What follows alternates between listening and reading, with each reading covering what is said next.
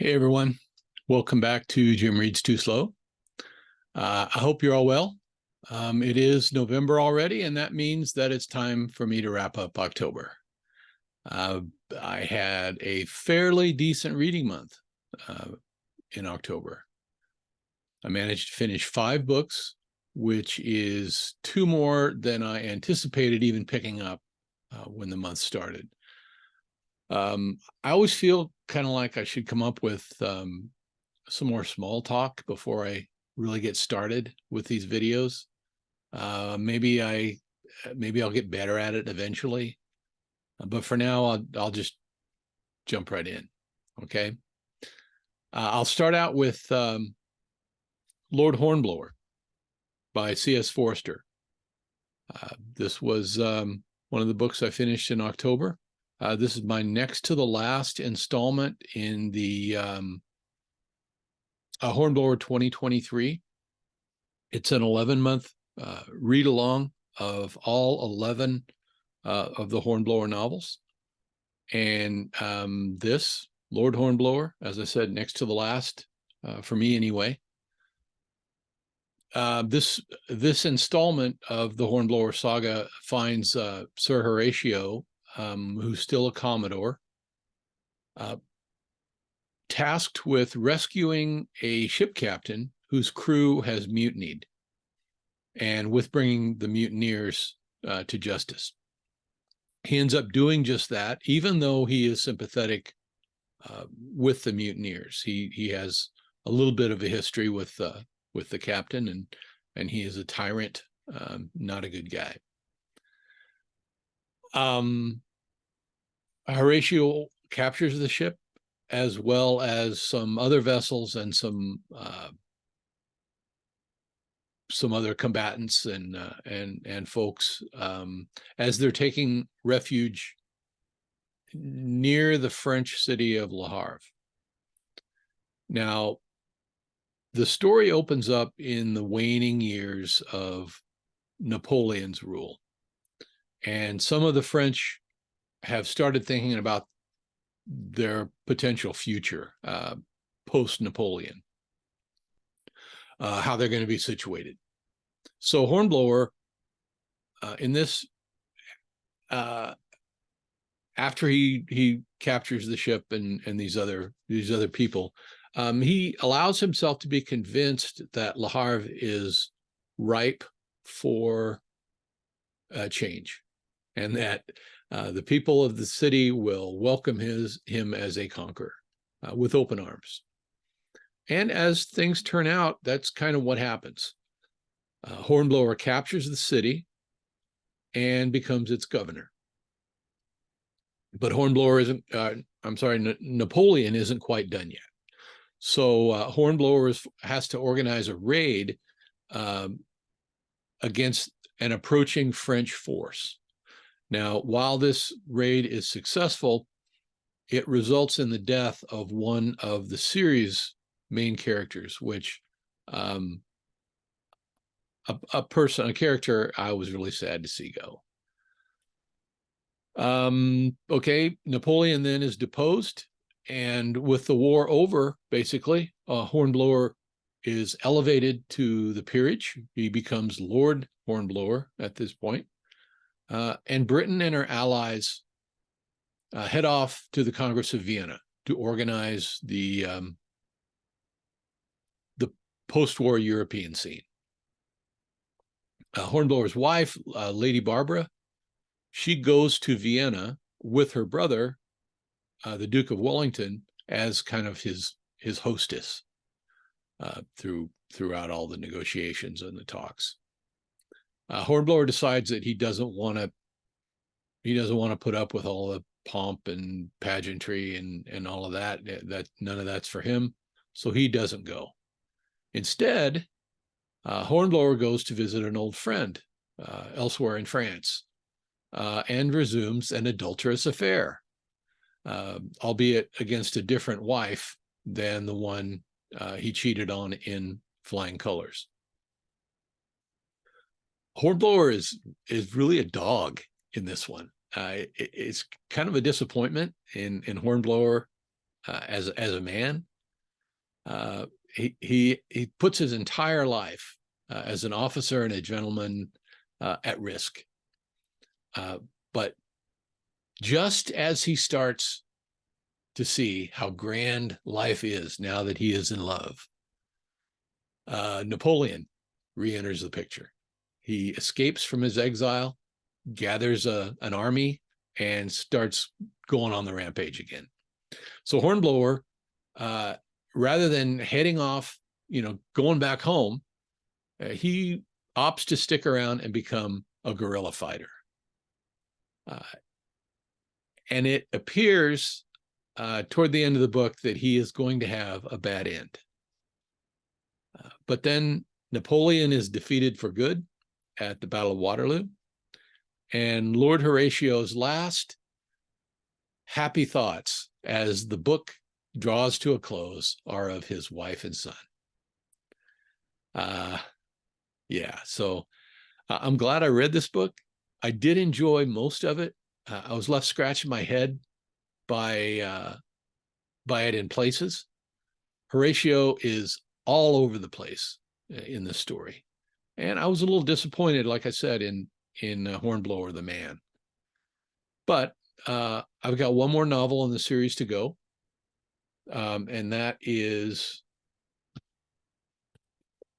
one I've started. Let's see. Admiral.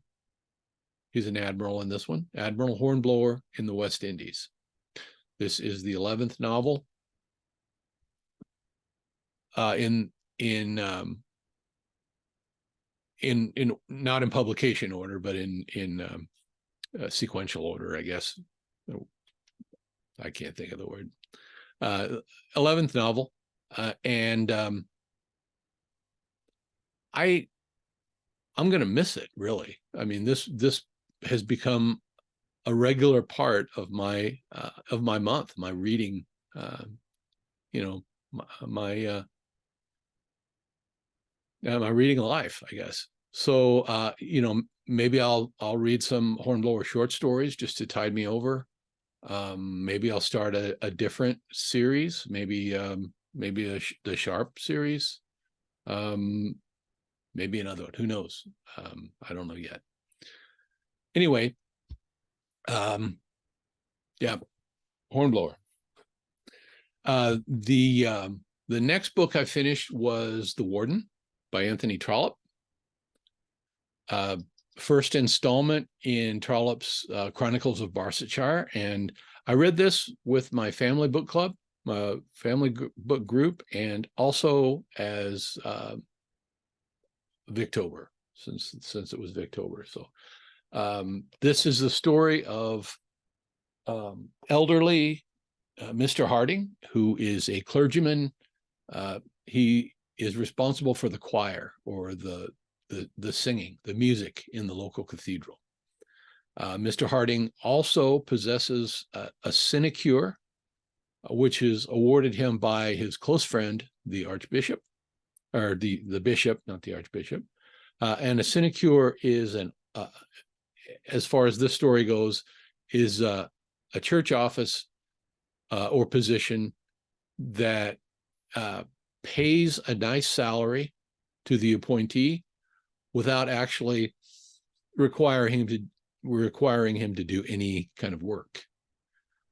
In this case, Mr. Harding is the warden, or kind of supervisor of an almshouse, which basically is a charitable old folks home, let's call it. It was set up in the Middle Ages in the will of a wool merchant, local wool merchant. It was set up to care for 12 men who were in the wool industry, as well as to provide an income and living quarters for a warden. Now, control of the place was left in the will to the diocese, and the warden became a position of patronage for the Bishop of Barchester. Okay, so now over time, the land that was supposed to have provided the income that funds this almshouse Well, the wool industry moved out and the land came to be used for housing, which greatly increased its value, the income from it. Now, the increase in income, of course, was translated entirely to the warden's salary. So at this point in the story, the warden is making 800 pounds a year, which is somewhere around $100,000 a year in today's money. Okay, that's the background. So into this story comes a local do-gooder, okay, John Bold. Now, he is unconnected with the church, the almshouse, the men who live there. He just wants to see that right is done. And he believes that instead of going entirely to the warden, that this increase in money from the land, it should be divided among the residents, with the warden getting a much smaller piece of that pie. Further complicating things is the fact that Bold and Mr. Harding's youngest daughter are in love and want to marry. Excuse me. Also, Harding is a bit dim, but he is a good man. He's a man of conscience. And once it gets through to him that there may be a conflict here, that maybe he might not deserve all of this money, this fact kind of starts to work on him. And he starts thinking, well, rather than live with a guilty conscience, or rather than be thought of as earning a living that at the expense of men who actually deserve it, who deserve the money, he's willing to walk away. Now, the only person on his side in this, the walking away part, is his youngest daughter, who just wants to see him happy. And she can see that he's not at this point. Although the bishop is really a good friend of his, and he is sympathetic. Now, behind Harding is the entire weight of the Church of England, behind his keeping the office, including the righteous ire of his overbearing son-in-law, who just happens to be the archdeacon. Now, the archdeacon is the number 2 man in the diocese, beneath the bishop, and just above the Mr. Harding.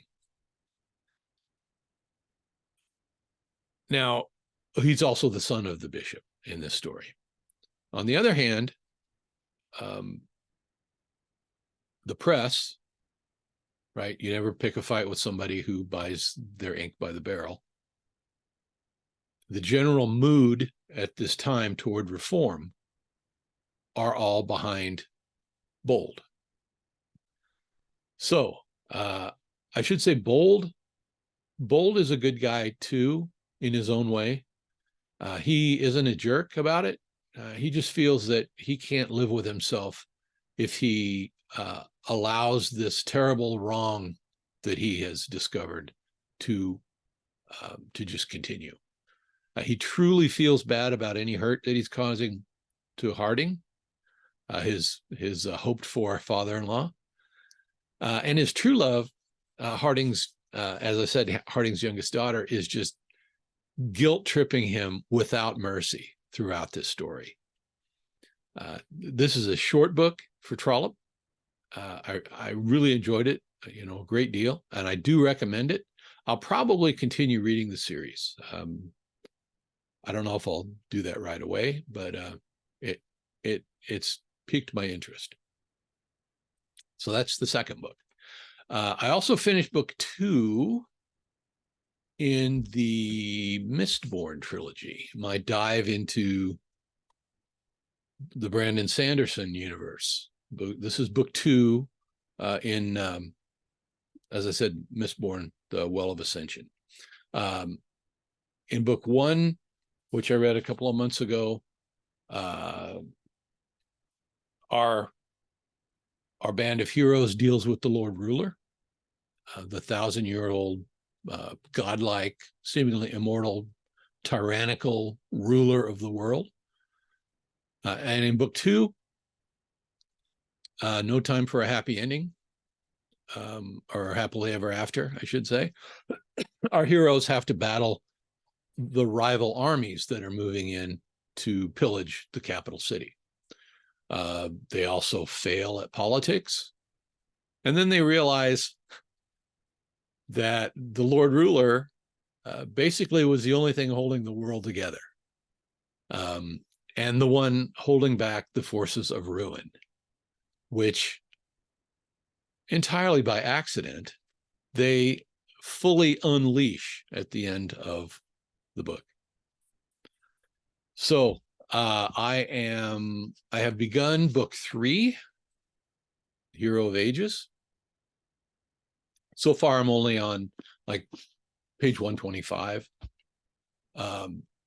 They're dealing with the aftermath of this big mistake they've made as the world collapses around them. So we'll see how this all works out. I have to say, I am really enjoying this trilogy. But who knows whether I will continue after I am finished with it, but I may.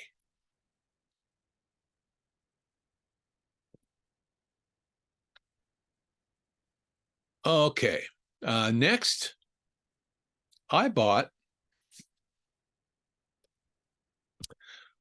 Child of God, and I read this. This is sort of my horror read for October. It's not really horror, but it is kind of horrifying. This is the story of a man named Lester Ballard, who, as the book opens, loses his home in rural Tennessee in a sheriff's sale, apparently. I mean, that's how I read it. Now, things kind of go downhill for him from there. Lester kind of haunts the backwoods around this small town in Tennessee, him and his trusty rifle. He winds up squatting in an abandoned shack out in a field. He's accused of a sexual assault that he didn't commit. And then one day, he comes upon a car out in the woods. It's running, and the bodies of 2 people are in the back seat who apparently have died while having sex. Okay, now Lester views this situation, checks it out. Takes him a little while to decide what he's going to do, but eventually he decides that the dead girl is his new girlfriend, and he takes her home. He sleeps with her, he dresses her up, but one night he accidentally burns the shack down, and her along with it. But by this time, he's developed a taste for this kind of thing, and so he starts making his own corpses, his own dead girlfriends, keeping them stored in the cave that he now lives in.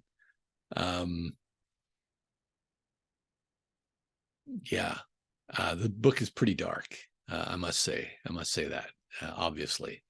It's horrific. It's disgusting. It's really funny in places. It's pretty well written. And it does kind of humanize this really gross, despicable person. It's Cormac McCarthy.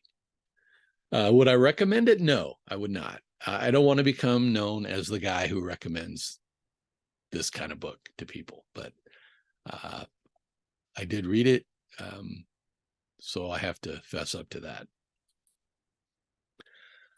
Okay, now the other book that I picked up in October was a real palate cleanser after Child of God, and it is, let's see if I can, there we go. Everyone in this Room Will Someday Be Dead by Canadian author Emily Austen. Did I say this was a palate cleanser after Child of God? It bears repeating. It was a pleasant surprise. It is a first novel. It's a couple of years old, and I've been noticing it at the bookstore for a while. I knew absolutely nothing about it. So I bought it and let it sit around for a few months and then picked it up. It turns out the story is really funny. It's a little sad. It's not at all mean. It deals with mental health issues. It deals with them really well. It's hopeful. And, you know, the more I think about this book after having read it, the more I like it. I really do like it. It's the story of Gilda, who is a 27-year-old.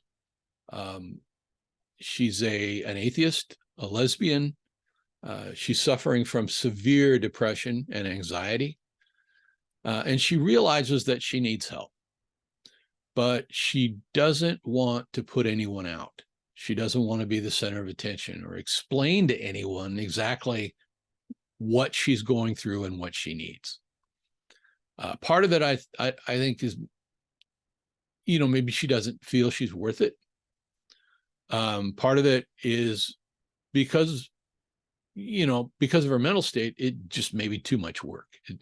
The idea of doing something about it is just too exhausting. Gilda comes from a family in which her parents don't face anything remotely uncomfortable.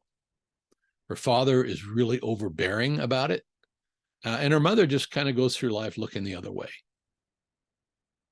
Gilda's brother, Eli, is a talented artist, but he's dealing with his own issues, and they're made worse as well by the family dynamic here.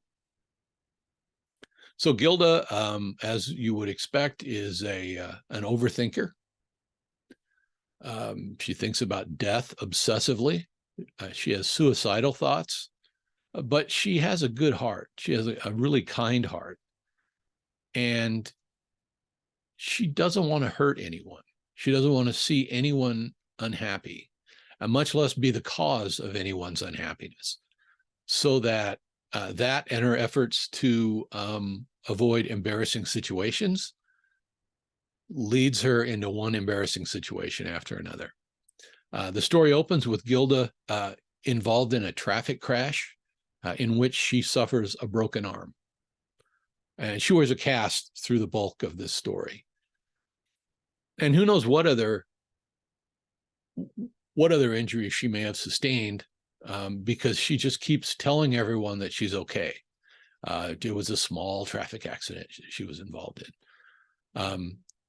Even though she is a regular at the local emergency room due to her frequent panic attacks. Well, by accident, one day, while she is actually, she actually goes looking for help. She has a flyer that advertises, you know, free therapy or something along those lines. She ends up being offered a job as a secretary at a Catholic church, and she takes it,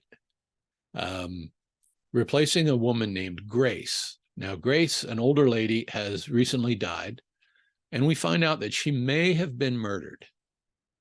So Gilda begins, you know, takes the job in which she has to masquerade as a heterosexual Catholic. And along with this, she starts trying to figure out who killed Grace, while also pretending to be Grace through an email exchange with an old friend of Grace, who she can't bear to make unhappy by telling her that Grace is dead. She just can't break this sad news to her. And she also ends up dating the relative of a parishioner, this guy who she doesn't want to have anything to do with, and which, as you would expect, causes a little bit of trouble between her and her girlfriend, a little friction. when she finds out. To top it all off, if that weren't enough, because of Gilda's weird behavior, as seen from the outside, she becomes a person of interest when the police actually do start to investigate Grace's death. Now, all of this is happening as her mental health just continues to crash. And the entire story is told from inside Gilda's head, so that while the actual action in the story is a little muffled and filtered through all of that, judge the reliability of the narrator for yourself. The story, if nothing else, it really puts you in touch with this person, with Gilda. And if you know of anyone who is living with depression, especially anxiety, that's kind of the one that I have a little experience with. And if you can, I can say this book is a pretty good glimpse into what's going on in their minds. If you read this book and you're left kind of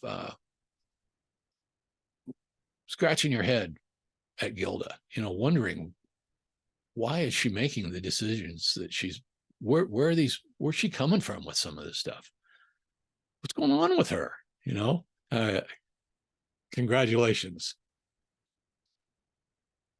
Good for you. Okay. I really recommend this book. If you've read it, please let me know what you thought of it. And if you haven't read it, please go out and read it and then let me know what you thought of it.